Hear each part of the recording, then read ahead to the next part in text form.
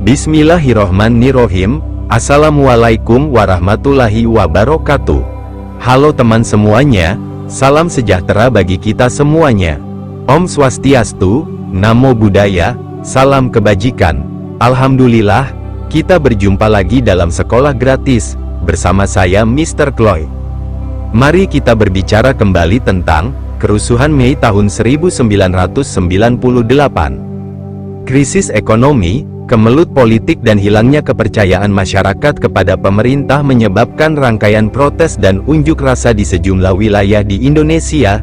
Tewasnya 4 mahasiswa Trisaksi menjadi pemantik kerusuhan 13–15 Mei tahun 1998. Kebencian dan sentimen anti-Tionghoa yang telah lama menumpuk, dipicu oleh tuduhan palsu bahwa etnis Tionghoa merupakan dalang krisis moneter. Puncak kerusuhan terjadi pada tanggal 15 Mei tahun 1998. Korupsi, kolusi, dan nepotisme (KKN) semakin merajalela. Hal ini membuat rakyat Indonesia marah dan mulai menggelar demonstrasi melawan dan menuntut pemerintah melakukan reformasi. Faktor ekonomi menjadi pemicu utama. Krisis moneter 1997 memicu inflasi, pengangguran, dan kemiskinan yang meluas. Hal ini memicu keresahan masyarakat, terutama mahasiswa dan rakyat kecil.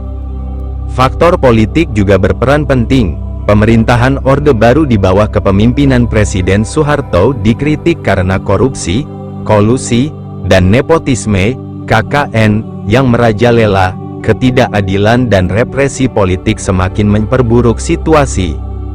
Tragedi Trisakti pada tanggal 12 Mei tahun 1998 menjadi titik balik. Penembakan terhadap 4 mahasiswa Universitas Trisakti oleh aparat keamanan memicu kemarahan massa dan demonstrasi besar-besaran di berbagai kota. Sebenarnya bagaimana sejarah kerusuhan 1998 di Indonesia?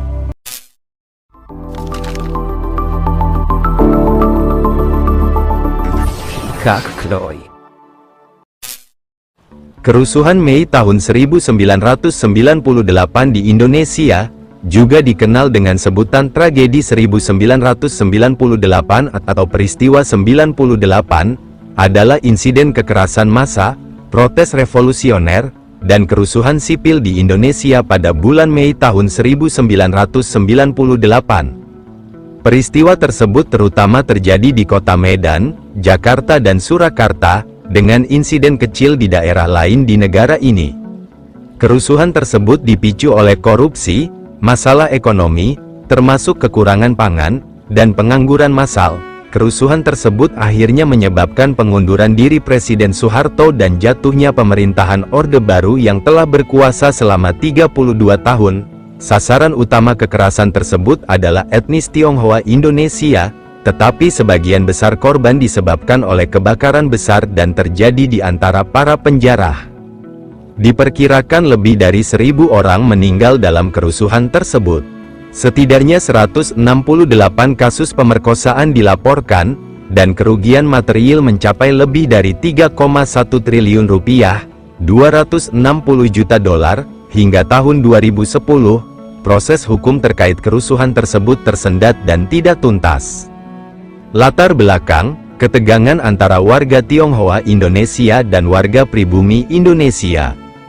Pemilu legislatif 1997, pada tanggal 27 Juli tahun 1996, tentara, polisi, dan warga sipil menyerang markas besar Partai Demokrasi Indonesia, PDI, di Jakarta Pusat, yang diduduki oleh pendukung pemimpin partai Megawati Soekarno Putri, putri mantan Presiden Soekarno.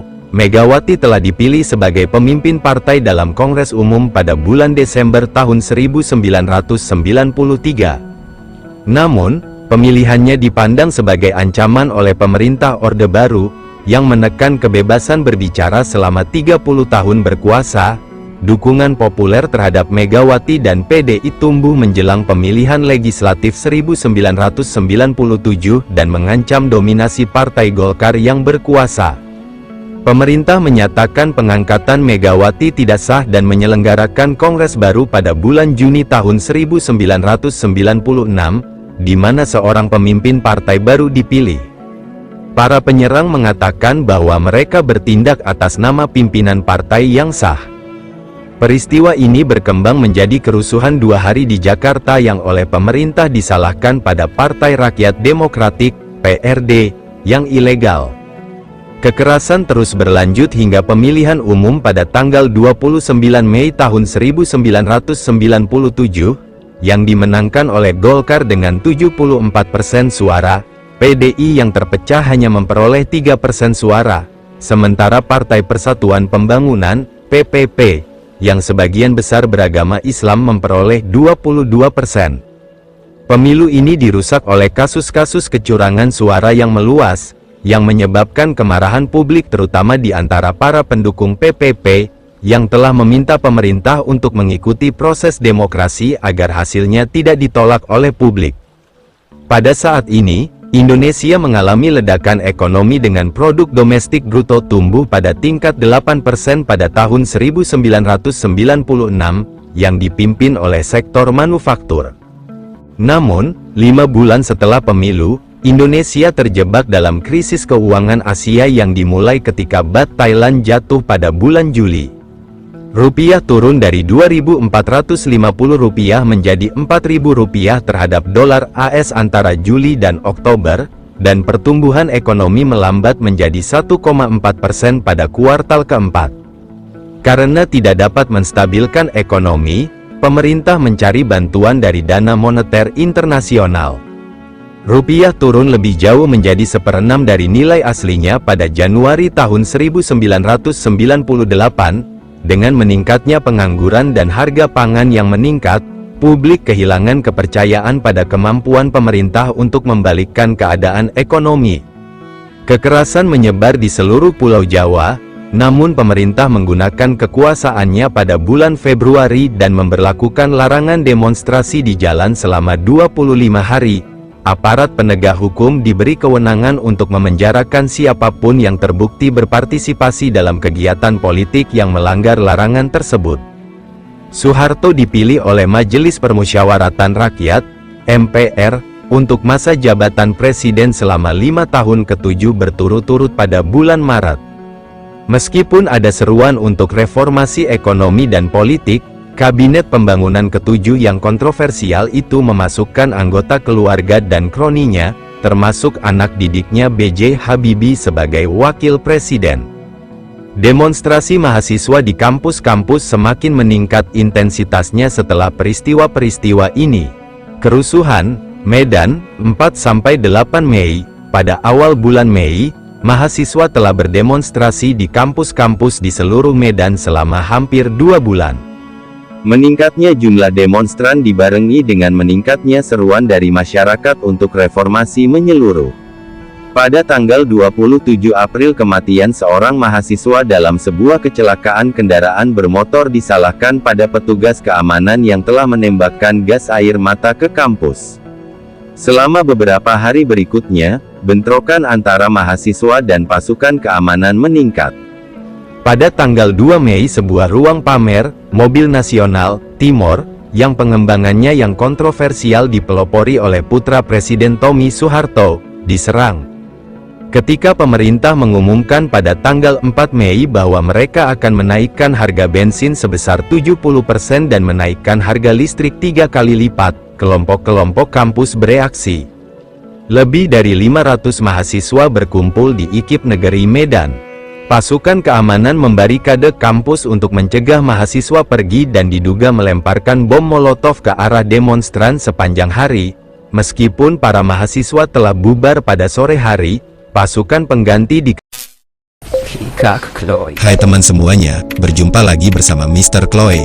Senang hati dan penuh rasa syukur untuk bisa belajar bersama dan tumbuh bersama, sekaligus masih bisa membahas segala hal yang ada dalam kehidupan di dunia ini.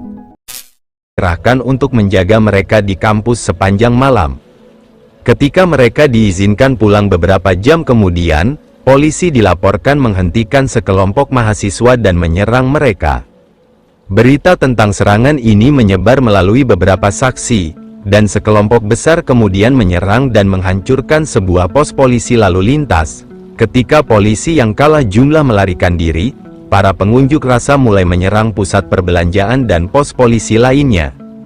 Ribuan orang turun ke jalan dan membakar mobil dan toko hingga larut malam. Pada pagi hari tanggal 5 Mei massa berkumpul di kantor polisi tempat dilaporkan bahwa lebih dari 50 orang yang diduga terlibat dalam serangan malam sebelumnya ditahan. Ketika lebih banyak petugas tiba untuk menghadapi kelompok tersebut, kantor polisi tersebut diserang. Massa bergerak menuju pasar Tembung di dekatnya sambil membakar mobil dan menyerang rumah-rumah. Toko-toko milik orang Tionghoa Indonesia dijarah, sementara mereka dilaporkan membiarkan toko-toko yang bertuliskan milik pribumi, dimiliki oleh pribumi-pribumi, hanya bercoretan grafiti. Ketika brigade mobil tiba pada sore hari, massa dibubarkan dengan gas air mata. Ketika bisnis-bisnis di Medan tutup pada hari berikutnya, ribuan orang menyerang pasar-pasar di seluruh kota dan distrik-distrik di sekitarnya. Polisi dan tentara anti huru-hara menembakkan peluru karet ke arah massa untuk membubarkan mereka, tetapi tidak berhasil. Ketika kekerasan berakhir 2 hari kemudian, 6 orang tewas, 2 orang tertembak, dan 100 orang terluka, 9 orang dengan luka tembak. Polisi menahan 51 orang untuk diinterogasi, dan kerugian diperkirakan mencapai ratusan miliar rupiah. Banyak ruko yang dijarah terutama berada di kawasan adat dan pinggiran kota seperti Jalan Aksara, Tembung, Pasar Baru, Brayan dan Pancing. Sementara itu, di kawasan mayoritas Tionghoa seperti Kecamatan Medan Kota dan Maimun, Jalan Asia, Kesawan, Pandu, Cirebon, Wahidin, Sutrisno, Sumatera, Cemara, Sunggal, Setiabudi dan beberapa ruas jalan di sekitarnya sebagian besar aman dari massa karena penjagaan ketat warga setempat. Jakarta, 12–14 Mei. Pada tanggal 9 Mei sehari setelah kekerasan di Medan berakhir, Presiden Soeharto meninggalkan negara itu untuk menghadiri pertemuan puncak kelompok 15 di Kairo, Mesir. Sebelum keberangkatannya, ia menyerukan kepada masyarakat untuk mengakhiri protes. Kepada harian Suara Pembaruan, ia berkata, "Saya menilai bahwa jika kita terus seperti ini tidak akan ada kemajuan." Ia kemudian kembali ke Indonesia lebih awal dari yang dijadwalkan pada tanggal 14 Mei ketika kekerasan terburuk terjadi di Jakarta. Kampus Universitas Trisakti di Grogol, Jakarta Barat, menjadi tempat berkumpulnya 10.000 mahasiswa pada tanggal 12 Mei.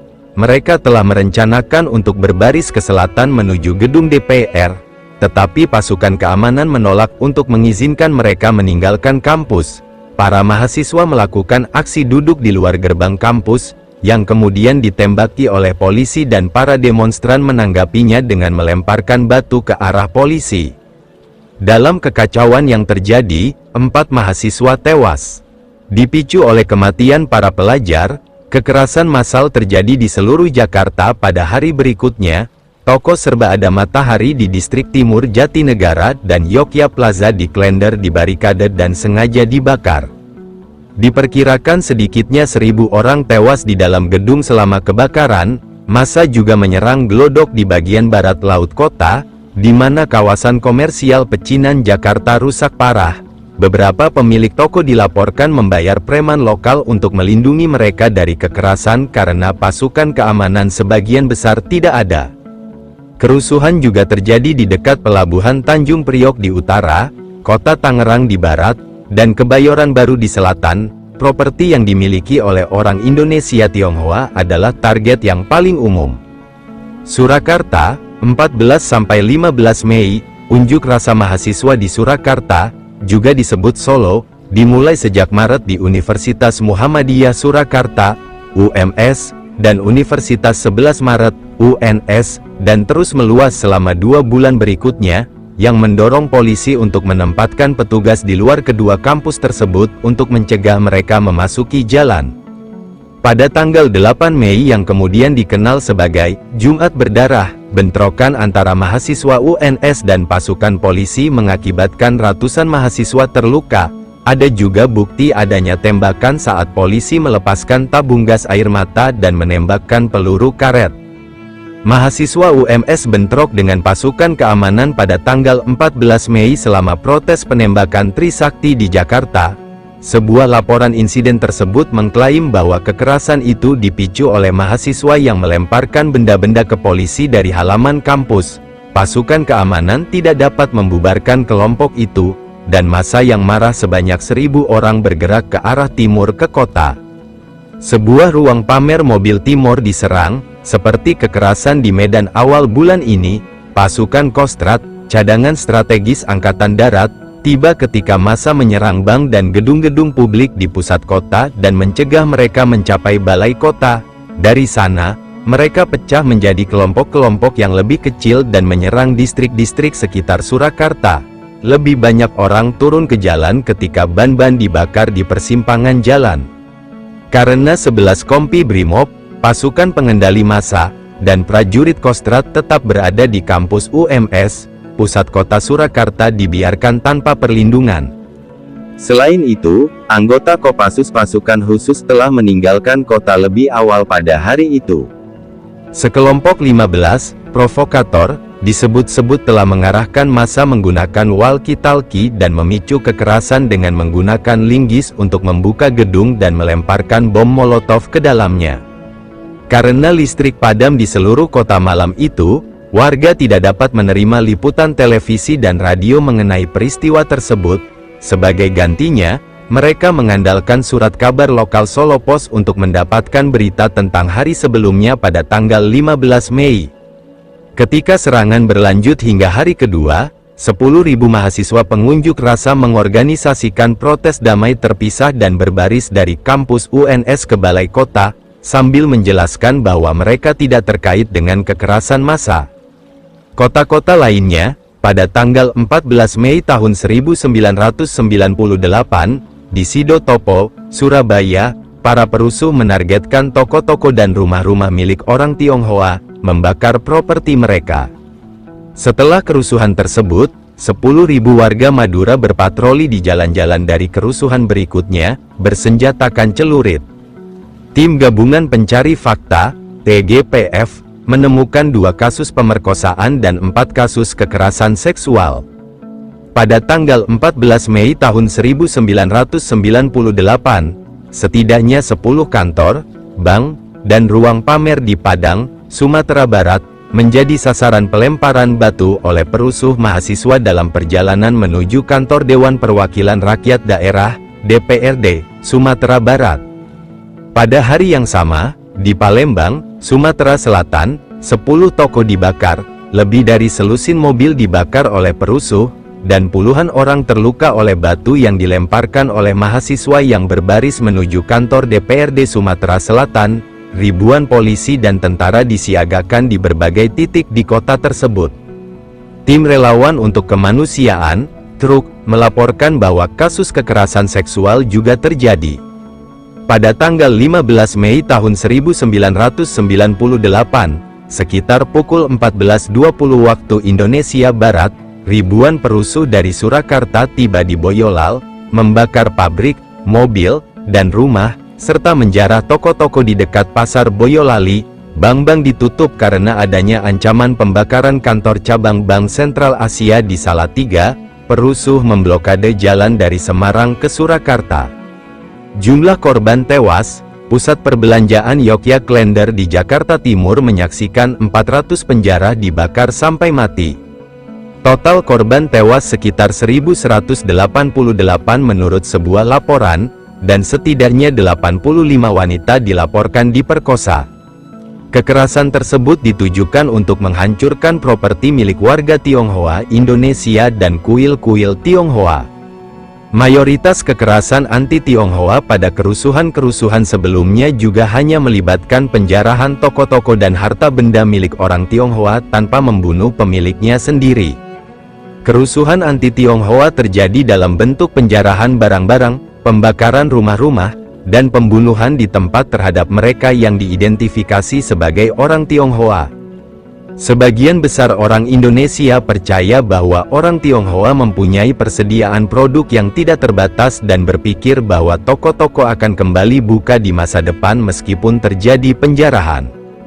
Muslim Indonesia yang secara fisik tampak seperti orang Tionghoa diserang oleh para perusuh, meskipun mereka sama sekali tidak mengidentifikasi diri sebagai orang Tionghoa dan hanya memiliki satu kakek buyut Tionghoa.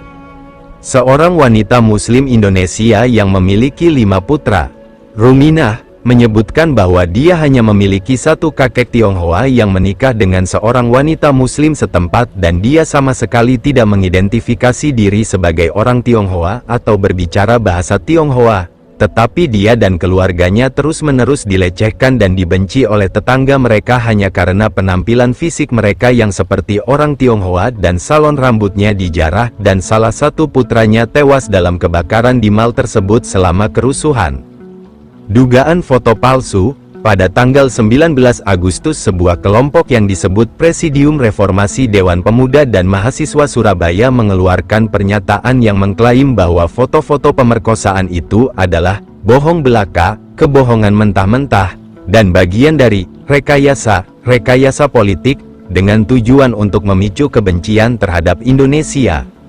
Keesokan harinya, cerita ini dimuat oleh Asia Wall Street Journal, dan cerita itu tersebar secara internasional. Cerita itu mengklaim bahwa sumber dari beberapa foto-foto ini berasal dari pameran foto berdarah dan situs web pornografi, termasuk yang bernama Gadis Sekolah Asia Seksi. Cerita ini masuk ke Surat Kabar Nasional Indonesia, Republika, beberapa hari kemudian dan mulai disebarluaskan secara luas di surat kabar lokal lainnya juga. Para cendekiawan sejak saat itu mengomentari dampak dari tuduhan-tuduhan ini. Setelah foto-foto ini dibagikan secara daring, perdebatan sengit pun terjadi di komunitas daring Tiongkok. Peneliti Australia Elaine Tai percaya bahwa diskusi-diskusi semacam itu tidak memberikan kesan bahwa para peserta ini sadar akan masalah keaslian. Karena itu, ia berpendapat bahwa para komentator atau aktivis diaspora ini tanpa sengaja mempersulit penyelidikan atas masalah ini. Penulis Amerika Karen Strassler prihatin dengan dampak tuduhan ini terhadap wacana publik Indonesia. Ia berpendapat bahwa meskipun banyak orang Indonesia tidak melihat foto-foto tersebut, diskusi tentang foto-foto tersebut di media massa sangat membantu mereka yang akan menyangkal pemerkosaan tersebut.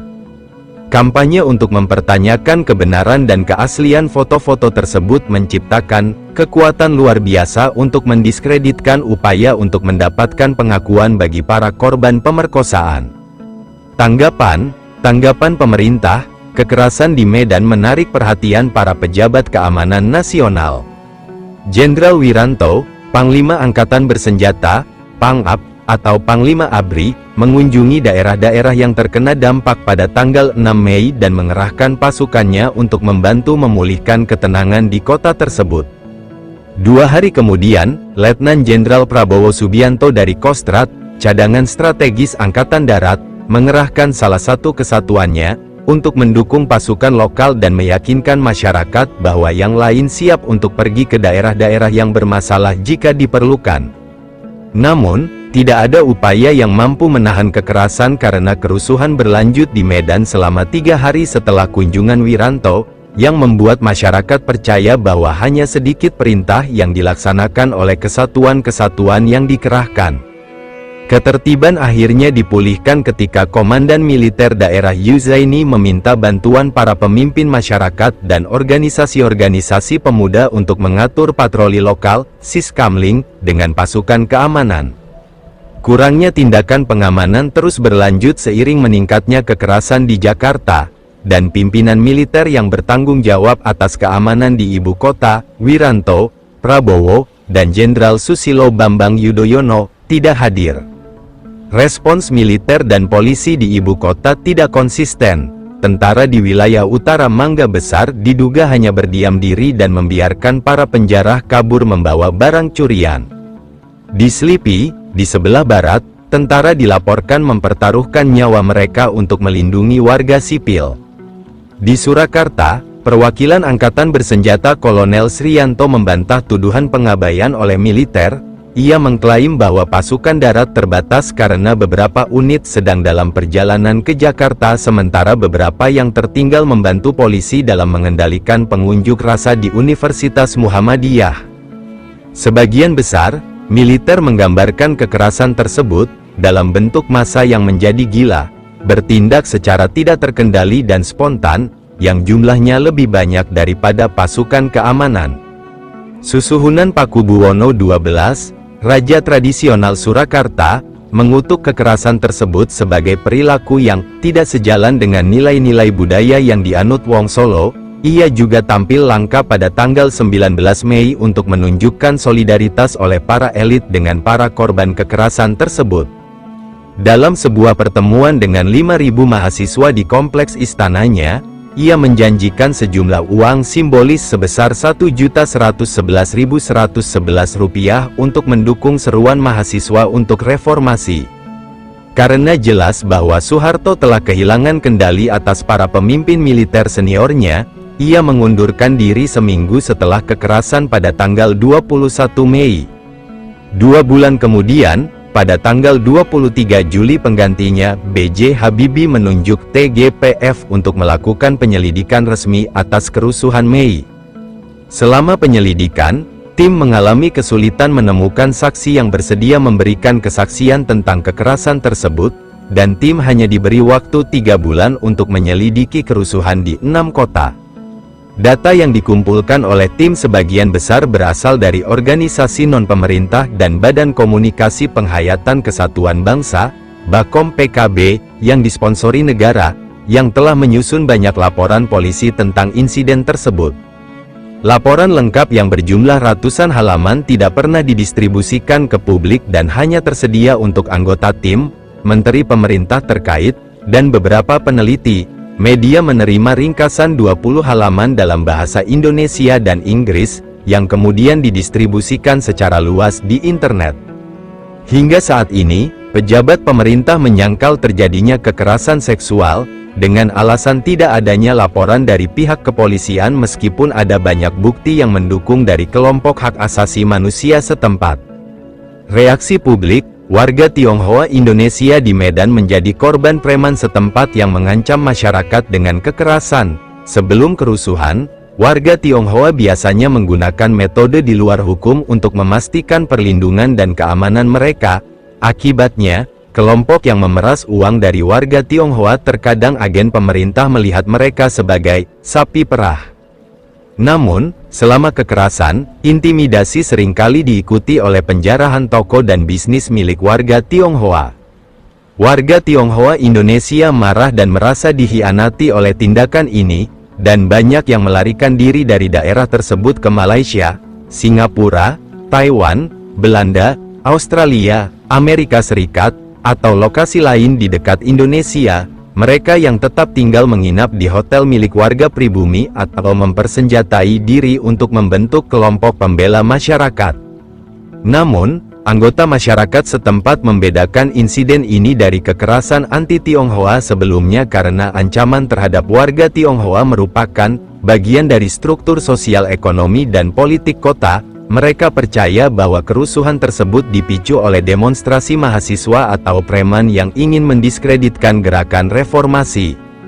Kisah-kisah kekerasan seksual dengan para pelaku yang meneriakkan slogan-slogan anti-Tionghoa dan pelecehan verbal lainnya selama kerusuhan Jakarta mengejutkan masyarakat Indonesia, karena insiden tersebut digambarkan sebagai kekerasan yang disponsori negara.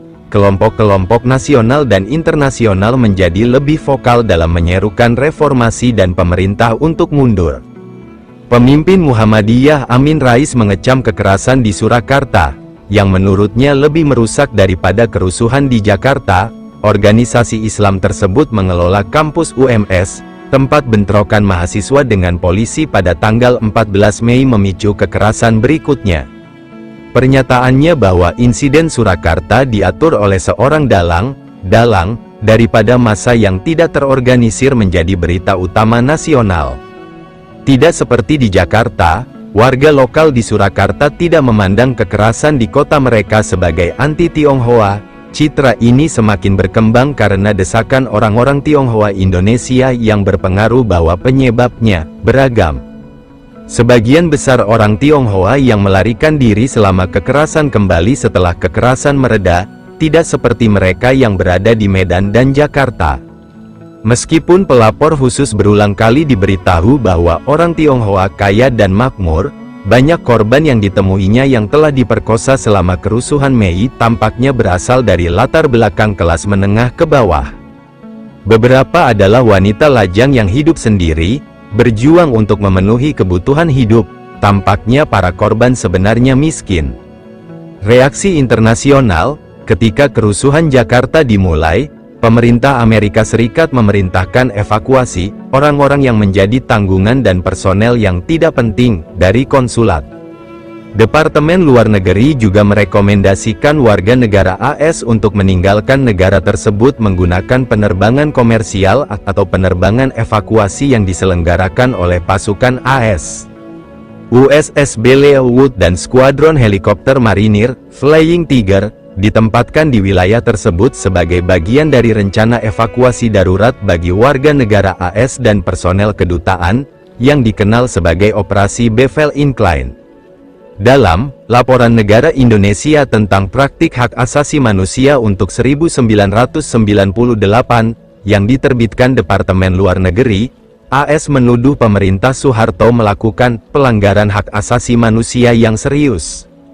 Antara pemilu 1997 dan kerusuhan, mahasiswa dan aktivis hak asasi manusia diculik dan disiksa saat berada dalam tahanan pasukan keamanan. Laporan tersebut juga menyebutkan bahwa polisi melempari dengan batu dan menembaki wartawan asing yang meliput bentrokan antara mahasiswa dan pasukan keamanan pada tanggal 6 Mei. Ketika berita tentang serangan terhadap warga Tionghoa Indonesia selama kekerasan tersebut sampai ke komunitas etnis Tionghoa internasional, kerusuhan tersebut dicap sebagai anti-Tiongkok. Dalam suratnya kepada Presiden Habibie, pemimpin Partai Demokrat Hong Kong Martin Lee menulis, keparahan dari 2 hari kekacauan ini membangkitkan perbandingan dengan serangan rezim Nazi terhadap orang Yahudi. Etnis Tionghoa mengorganisir protes melalui situs web global Huaren, yang didirikan oleh emigran Tionghoa Malaysia Yo Tan di Selandia Baru. Tan mendirikan situs web tersebut sebagai tanggapan terhadap ketidakpedulian yang tampak di seluruh dunia dan menyebarkan berita tentang kekerasan tersebut kepada para profesional dan kolega.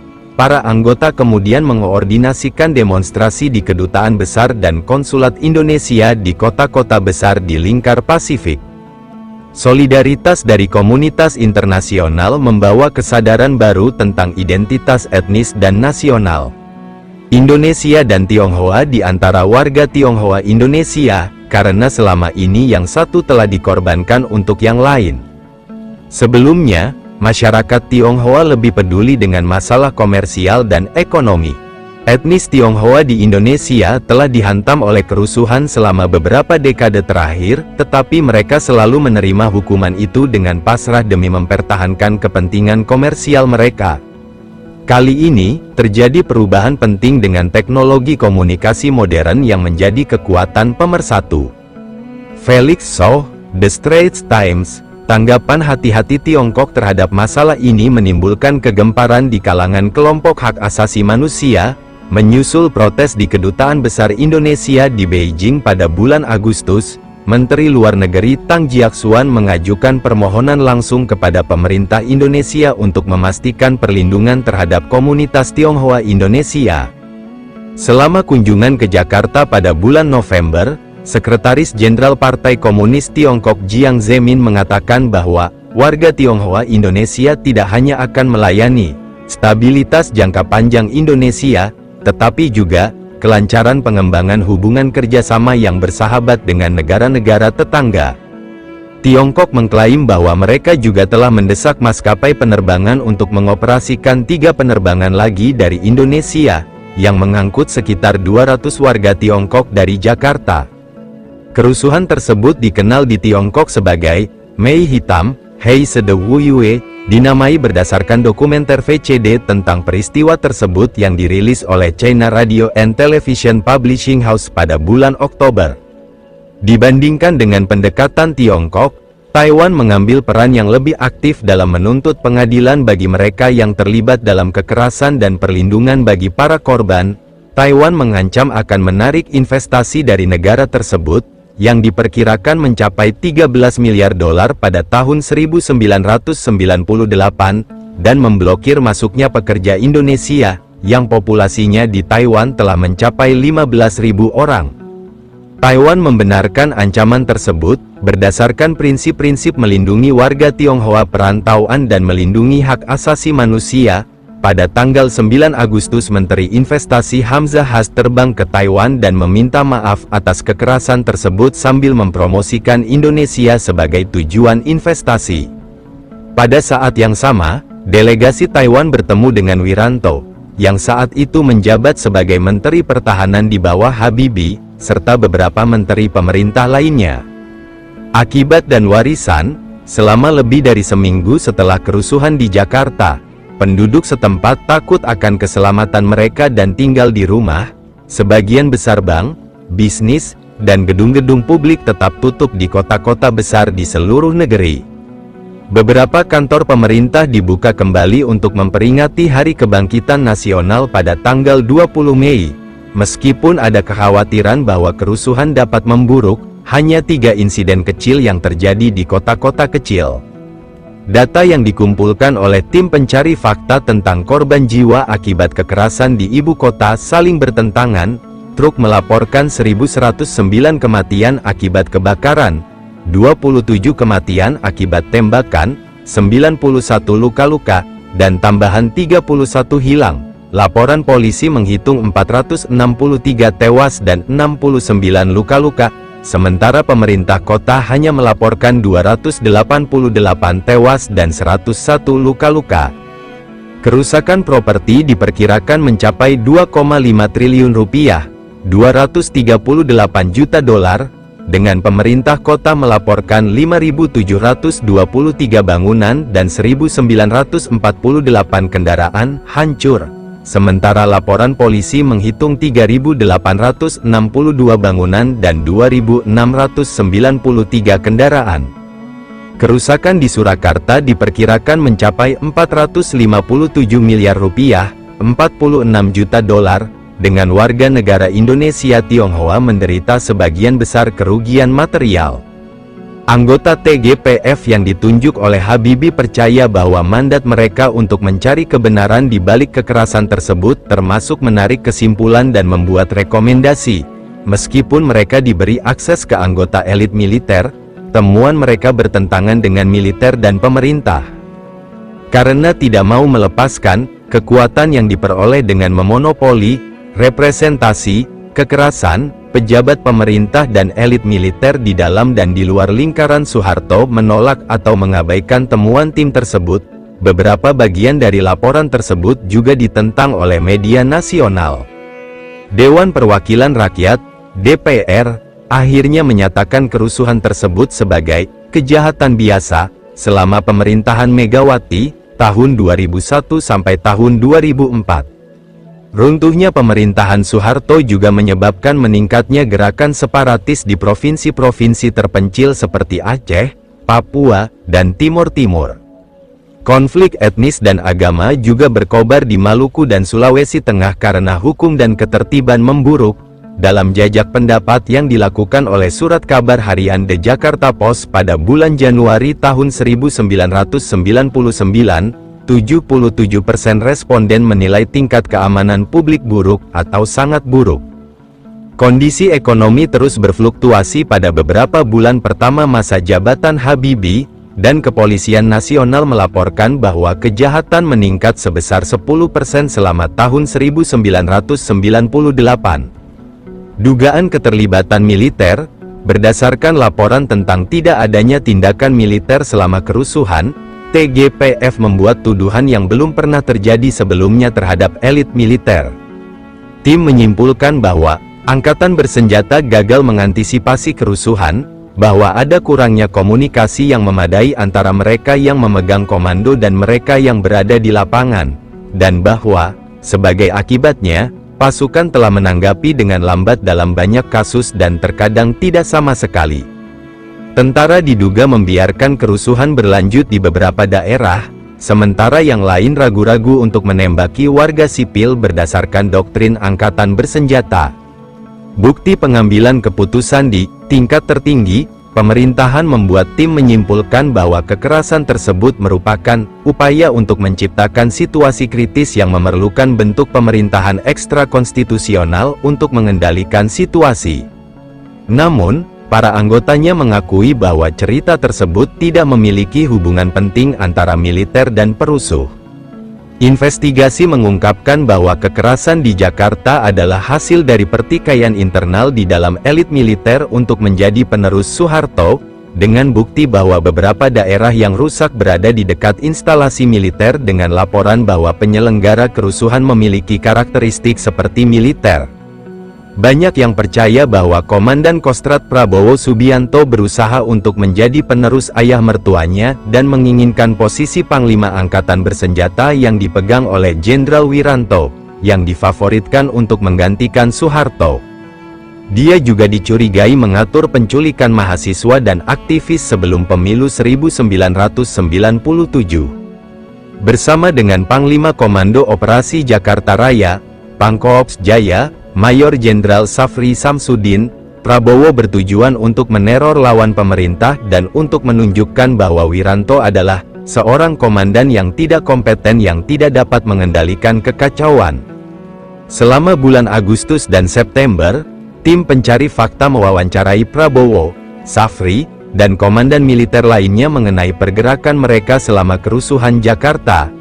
Prabowo menyatakan bahwa ia tidak yakin mengenai pergerakan pasukan militer di ibu kota dan menyerahkannya kepada Safri.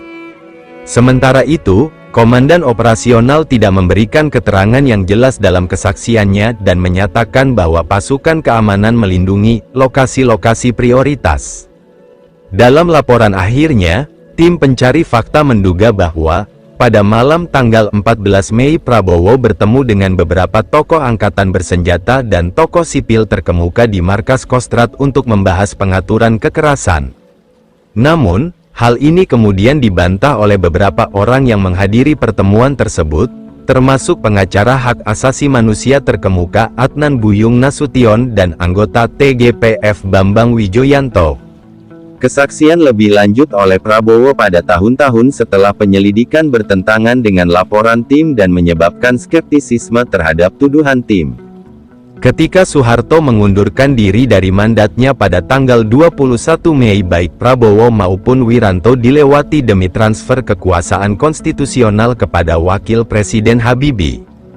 Prabowo dipindahkan ke posisi non-aktif pada hari berikutnya sebelum diberhentikan dari dinas pada bulan Agustus. Dia dan Wiranto membantah bahwa pemecatan itu merupakan hasil tindakan disipliner.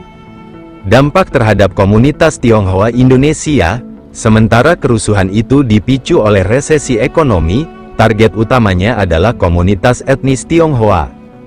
Komunitas Tionghoa Indonesia diyakini memiliki kesetiaan kepada Tiongkok dan Indonesia, sebuah tanda bahwa mereka tidak memiliki patriotisme nasional dan dicap sebagai pengkhianat. Selama pemerintahan Orde Baru Soeharto, beberapa undang-undang disahkan terhadap komunitas etnis Tionghoa di Indonesia. Undang-undang ini termasuk melarang berbicara dengan dialek Tionghoa apapun di depan umum serta menampilkan karakter Tionghoa di depan umum, mengubah nama Tionghoa menjadi terdengar Indonesia, dan pembatasan merayakan Tahun Baru Imlek. Namun, Presiden Soeharto tetap mempertahankan beberapa orang Tionghoa Indonesia di sisinya, terutama untuk alasan bisnis. Orang-orang ini termasuk konglomerat atau raja bisnis seperti Sofyan Wanandi, Sudono Salim, dan Mokhtar Riyadi. Citra rata-rata orang Tionghoa Indonesia berubah menjadi orang kaya, yang terkadang dianggap oleh masyarakat sebagai pencuri kekayaan dari orang Indonesia, meskipun sebagian besar adalah pedagang eceran kelas menengah. Selama periode ini, orang Tionghoa Indonesia semakin berkontribusi pada industri retail lokal. Pertumbuhan pendapatan yang dihasilkan dalam komunitas tersebut menyebabkan kenaikan harga barang-barang pokok seperti beras dan minyak yang dikaitkan dengan orang Tionghoa, yang semakin memperparah sentimen anti-Tionghoa yang ada. Para provokator, diduga dari kalangan militer, menghasut para perusuh dengan meneriakkan hinaan etnis seperti Cina babi dan Ganyang Cina. Para provokator juga meneriakkan perintah mengarahkan kerusuhan ke arah bisnis milik orang Tionghoa dan menjauhi bisnis milik penduduk asli Indonesia. Dalam iklim ketakutan ini, antara 10.000 dan 100.000 etnis Tionghoa, yang merupakan sekitar 3–5% dari populasi Tionghoa di Indonesia, meninggalkan negara tersebut. Ribuan warga negara asing dan ekspatriat meninggalkan Indonesia, beberapa di antaranya dievakuasi oleh kedutaan besar mereka. Kekerasan seksual. Pada hari-hari kerusuhan, banyak perempuan menderita kekerasan seksual dengan sebagian besar insiden terjadi di Jakarta. Serangan tersebut tampaknya merupakan kampanye penyerangan terorganisasi terhadap perempuan etnis Tionghoa oleh kelompok yang sama yang mengorganisir kerusuhan tersebut. Laporan yang dikumpulkan oleh pekerja bantuan menggambarkan berbagai macam serangan mulai dari penghinaan, pemerkosaan anak, dan pemerkosaan berkelompok yang diikuti oleh pembunuhan. Lebih dari 100 perempuan dilaporkan telah diserang atau dibunuh. Tim relawan untuk kemanusiaan mencatat 168 kasus penyerangan seksual, dengan 152 di Jakarta dan 16 sisanya di Surakarta, Medan, Palembang, dan Surabaya. Dari korban-korban ini, 20 orang telah meninggal pada tanggal 14 Juli tahun 1998. Departemen Luar Negeri AS mencatat dalam laporannya, setelah kerusuhan tersebut, muncul tuduhan pemerkosaan massal terhadap perempuan etnis Tionghoa, yang memaksa pemerintah untuk membentuk tim pencari fakta guna menyelidiki kerusuhan dan pemerkosaan tersebut. Tim tersebut menemukan bahwa unsur-unsur militer telah terlibat dalam kerusuhan tersebut, beberapa di antaranya sengaja diprovokasi.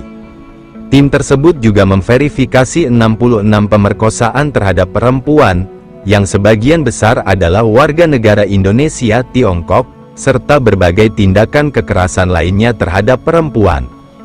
Angkatan bersenjata secara terbuka mengakui beberapa pelanggaran hak asasi manusia di masa lalu dan meluncurkan penyelidikan yang masih berlangsung terhadap beberapa pelanggaran terburuk. Pemerintah Indonesia menanggapi dengan pesan yang saling bertentangan. Presiden Habibie mengeluarkan pernyataan yang mengakui kekerasan tersebut dan menyesalkannya karena tidak sesuai dengan nilai-nilai budaya masyarakat Indonesia, dan mengutuknya atas nama pemerintah dan seluruh rakyat Indonesia. Namun, otoritas lain membantah adanya pemerkosaan.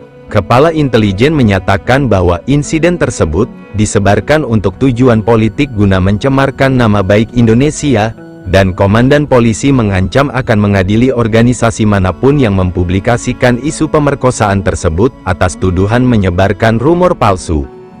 Setelah kekerasan tersebut, JFF ditugaskan untuk mendokumentasikan pemerkosaan tersebut. Setelah JFF melaporkan bahwa kekerasan tersebut telah diorganisasi, Jenderal Wiranto secara terbuka meminta maaf atas kegagalan tentara untuk mencegah kekerasan tersebut dan mengakui bahwa ada unsur-unsur dalam militer yang terlibat.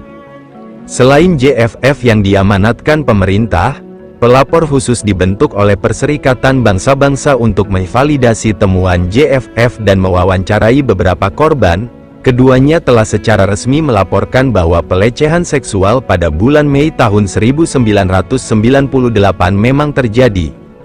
Pelapor tersebut mencatat bahwa kesulitan dalam mewawancarai korban pemerkosaan dan kurangnya kesaksian telah digunakan untuk mendiskreditkan upaya pencarian fakta, dan dalam satu contoh untuk memutarbalikkannya untuk menggambarkan bahwa insiden tersebut dibuat-buat untuk menimbulkan kebencian terhadap Muslim Indonesia.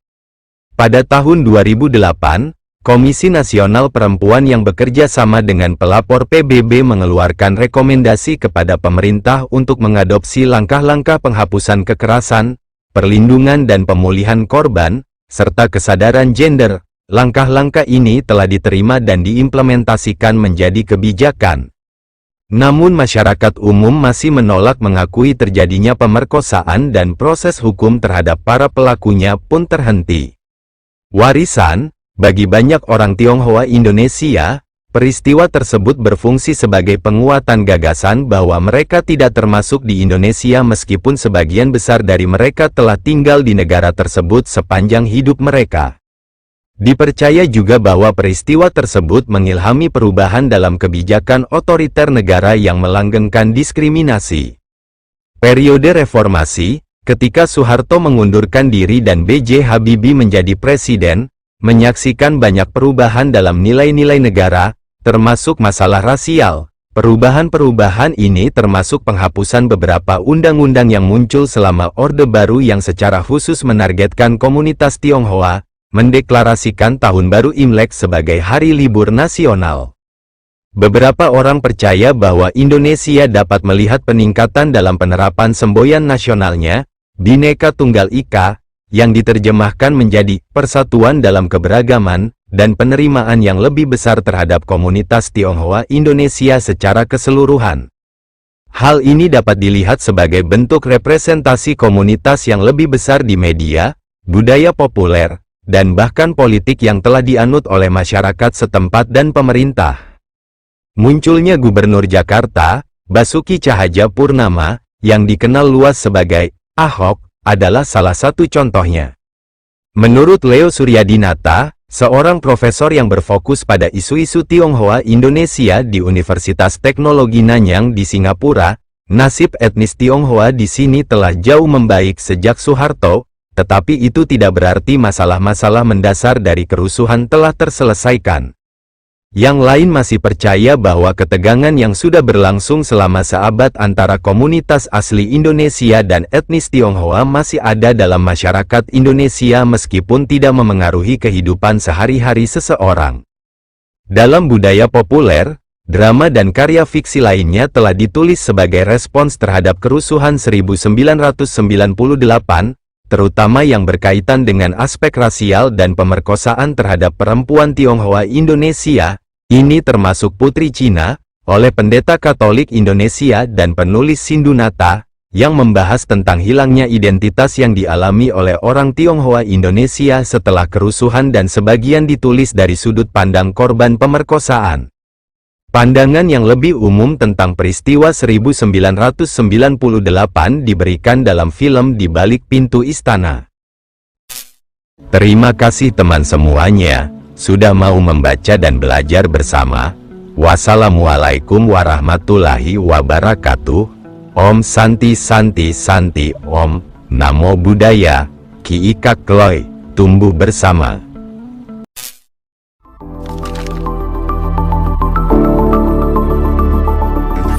Kak Kloy.